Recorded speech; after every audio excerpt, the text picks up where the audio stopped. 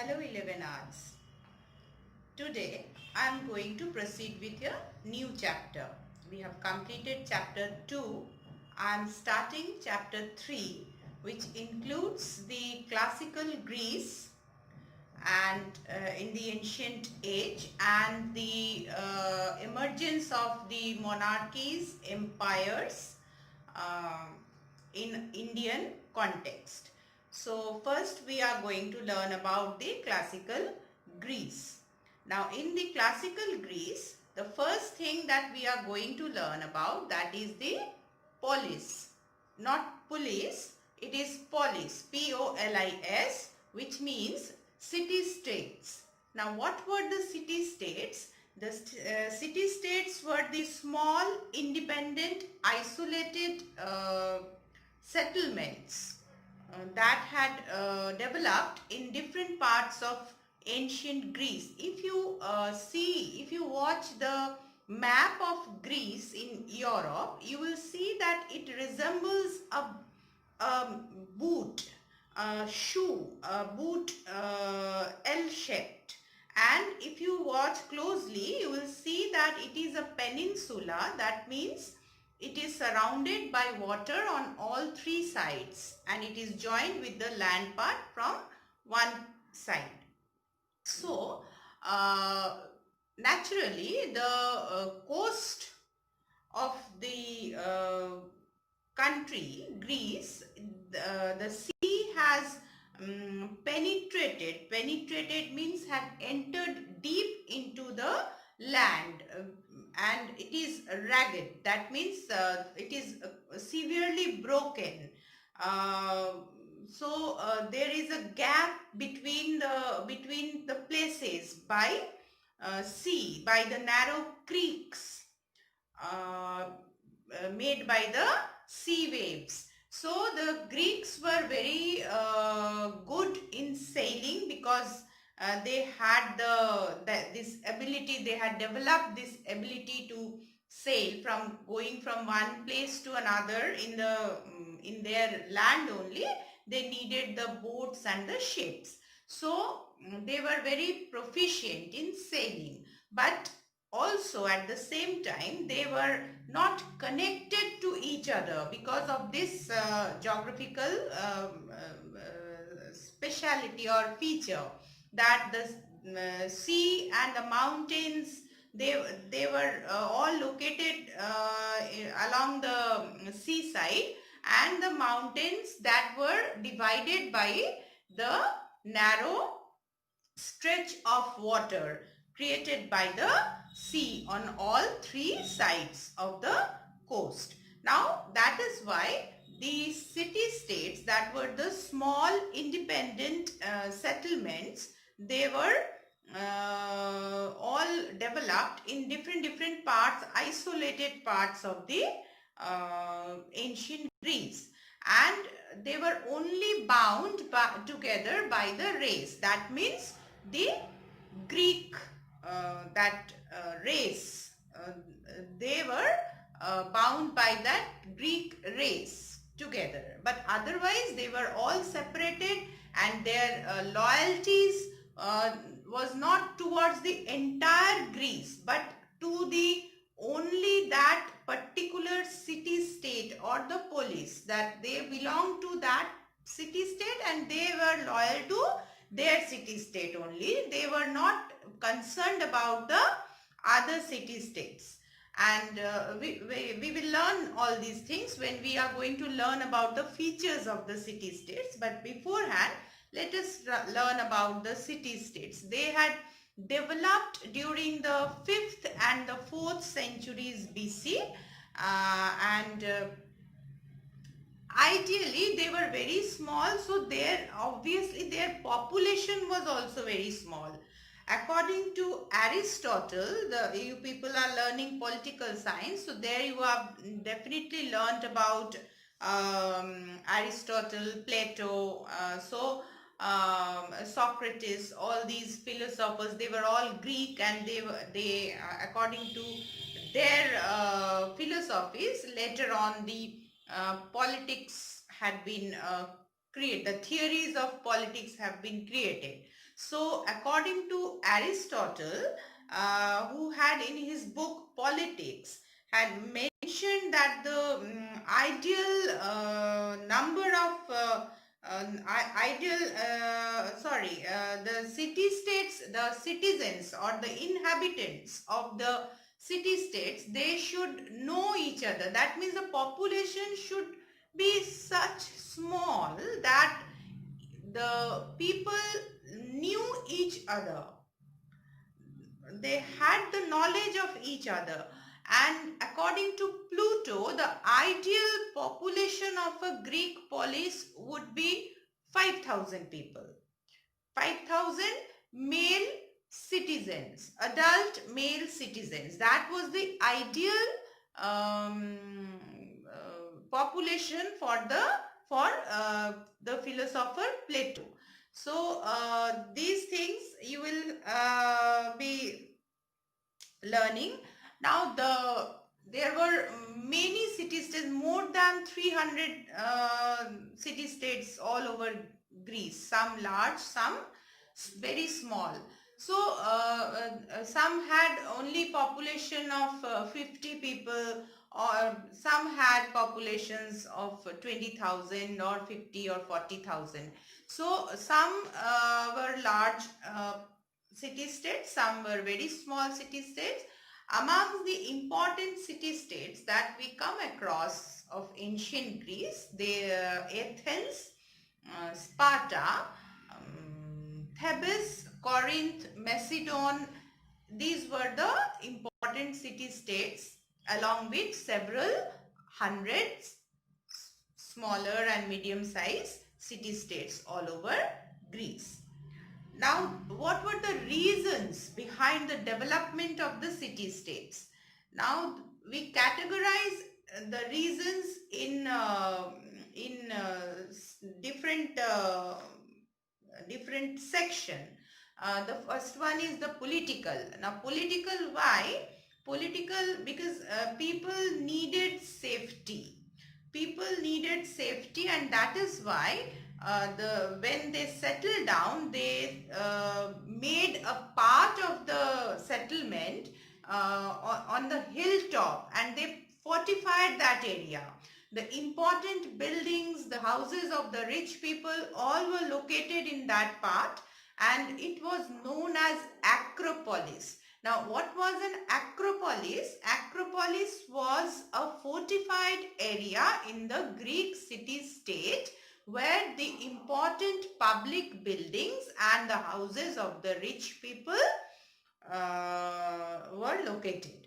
Now, the other citizens or the people who started to settle down, they all started to settle down all around the Acropolis. Acropolis was the first part of the city-state, the fortified portion of the city-state, and people, whether they were originally from that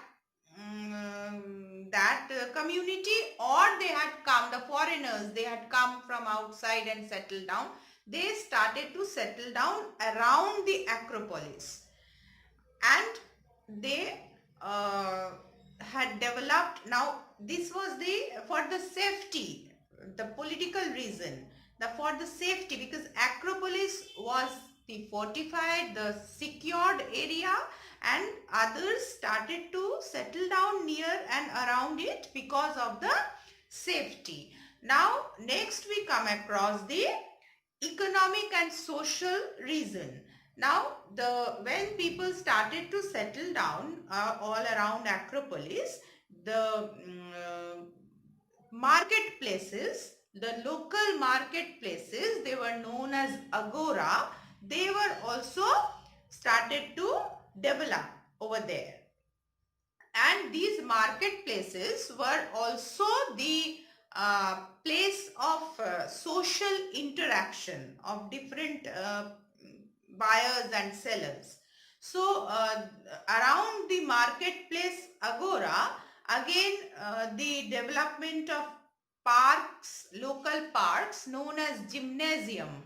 developed, and people started to exchange their ideas. They started to exercise over there. Now gymnastics, the modern gym where people go for exercising. So all these words have come from the ancient gymnasia for from the Greek civilization. Okay.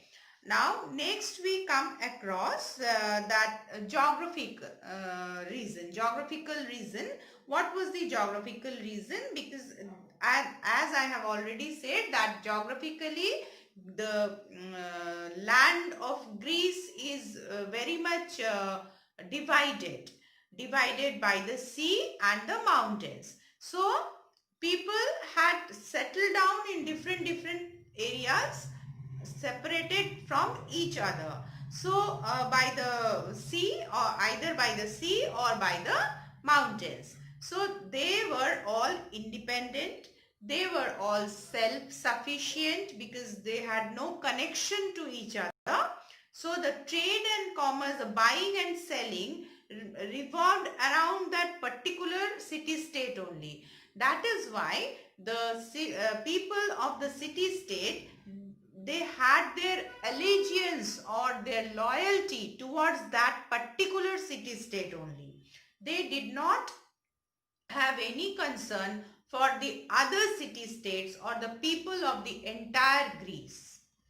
So these, along with the reasons, I'm also telling you the features of the city-states, that they were separated from each other, their loyalty belonged to their particular city-state, and they were small in size, not a very large state of modern age, and they had limited population, smaller, as the size was smaller, so their population was also small, and the population was divided into three categories. The first one was the citizens, those who were born into that community. They were the male adults. They were the citizens, and they enjoyed all kinds of political and social rights. Next category was the foreigners, the people who used to come from outside and settle around the acropolis of that particular city-state. So they were enjoying the social status, economic status, but they did not have any kind of political rights. And the last category belonged to the slaves. Now slaves had no privilege. They were the most deprived class of the society.